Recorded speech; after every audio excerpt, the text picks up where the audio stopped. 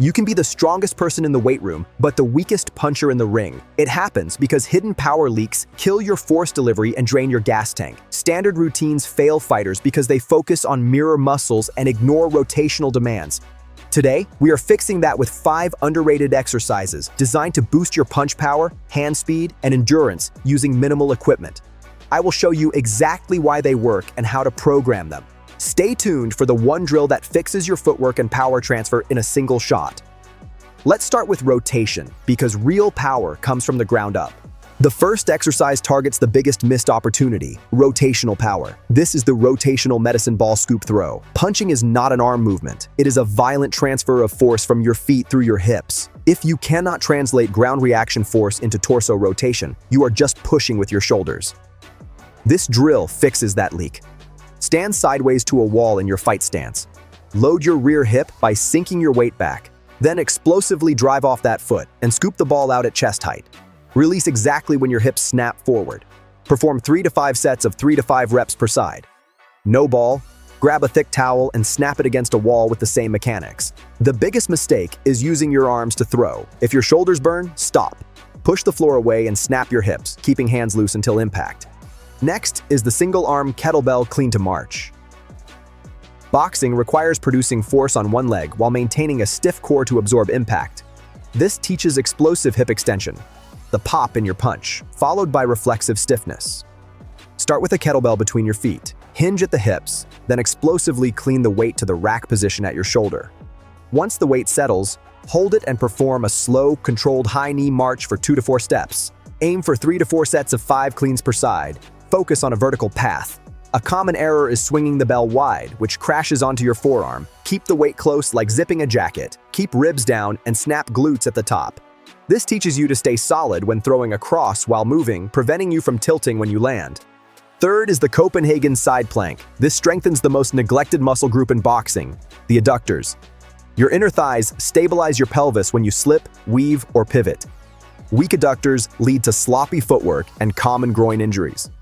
Place your top shin on a bench. Lift your hips so there is a straight line from ear to ankle, bottom leg hovering.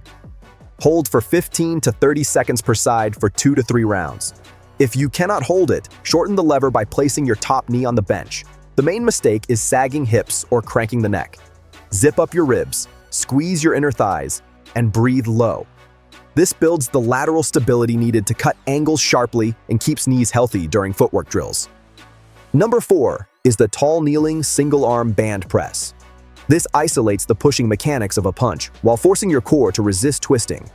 It teaches you to punch straight without losing structural integrity. Get on both knees, toes tucked, glutes squeezed. Using an anchored band, press with one arm while keeping your torso still. Do not let your body rotate. Do 3 to 4 sets of 6 to 10 reps per side. The goal is stability, not max weight. Watch out for flaring your ribcage or leaning back. If you lean, you leak power. Crush your glutes and punch straight, keeping ribs stacked over your pelvis. This creates a stiffer jab that disrupts opponents rather than just touching them, training your core to resist extension.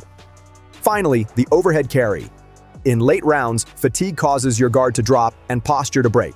This builds shoulder stability and midline stiffness that lasts, teaching your body to maintain structure when tired. Press a lightweight overhead, lock your elbow, pack your shoulder down, and walk smoothly. If you cannot walk perfectly, go lighter. Go for 20 to 40 seconds per arm for 2 to 4 rounds. Alternate with a rack carry to build volume. Avoid shrugging the shoulder or arching your lower back. Keep your shoulder down, ribs stacked, and take slow steps. This conditions your shoulders to keep your hands up for the full fight. Once you have the movements, now plug them into a plan you will actually follow. Now let's structure this so you get results without burning out. The biggest mistake fighters make is treating strength work like conditioning. They rush through circuits, get tired, and their form falls apart. That kills your power potential. We use a framework called the Power Speed Capacity Pyramid. You must prioritize power exercises when your nervous system is freshest. If you try to train explosive rotation when you are already gassed, you are just training yourself to move slowly and with sloppy mechanics. That carries over to bad habits in the ring. Structure your session by clustering heavy, explosive efforts early, moving to crisp speed work in the middle, and saving the capacity finishers for the end. Keep the quality high. The rule is simple. Stop the set 1 rep before your technique slips. You are training for performance, not just to sweat. Here is a 2-day minimalist template you can run alongside your boxing training. You will do these on days you are not sparring or doing heavy bag work. Day 1 focuses on rotation and anti-rotation. You start with the rotational scoop throws, doing 3 sets of 3 to 5 reps per side. Rest fully between sets, so every throw is violent. Follow that with the tall kneeling single arm band press for 3 sets of 6 to 10 reps. Finish with the waiter carry, hitting 3 sets of 20 to 30 seconds per arm. Day 2 targets hip hop and adductors. Start with the single arm kettlebell clean to march for 4 sets of 5 reps per side. Then move to the Copenhagen plank for 2 to 3 sets of 15 to 30 seconds. Finish with the half rack carry for volume, going for 2 to 3 sets of 40 seconds per arm. Before you touch a weight, you need a warm-up primer that actually prepares your body for these demands. Start with foot activation. Take your shoes off, splay your toes, and do short foot holds for 10 breaths. This wakes up the connection to the floor. Then do 2 sets of 8 hip airplanes against a wall to open the hips for rotation. Finish with thoracic open books, lying on your side and rotating your upper back open for 8 reps per side. This ensures your rotation comes from your spine, not your lower back. A solid weekly flow looks like this. Monday is for technical boxing and mobility.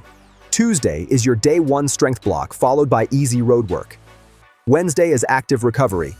Thursday is your day 2 strength block and shadow boxing intervals. Saturday is for hard sparring or bag intervals.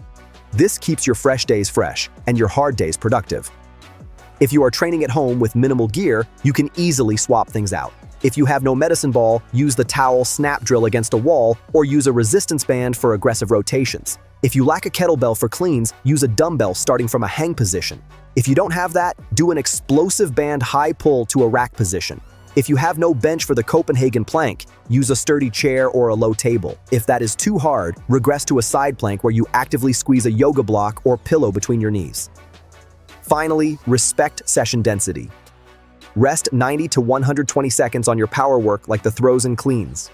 You need full recovery to be explosive. On the capacity, carries, and holds, you can drop rest to 60 seconds. Remember, if your speed drops, cut the set. You have the movements and the schedule, so here is your 4-week progression plan. In week 1, your goal is simply to learn the positions. Keep the volume easy and use the shortest hold times. You should leave the session feeling like you could have done more. In week 2, add 1 rep per set or 5 seconds to your holds, but keep the power crisp. By week 3, increase the load slightly or reduce your rest periods by 15 seconds to drive adaptation. Week 4 is your test day. Do fewer sets, but aim for maximum quality reps and your fastest, most violent throws. Use self-check cues to prevent ego lifting. For power, your throws should land at the same distance every single rep. If the ball starts falling short, the set is over. For speed, your cleans should snap without the bell crashing into your arm. If it bangs your wrist, you are tired. Regress or rest. For stability, carries must look smooth. If your ribs flare or your shoulder shrugs, the weight is too heavy. Watch for red flags that mean you need to stop immediately. A sharp pinch in the groin during Copenhagen planks is a warning sign. Stop and regress to the floor. Lingering wrist or elbow aches on presses mean your alignment is off. If your low back arches during overhead carries, lower the load instantly to avoid injury.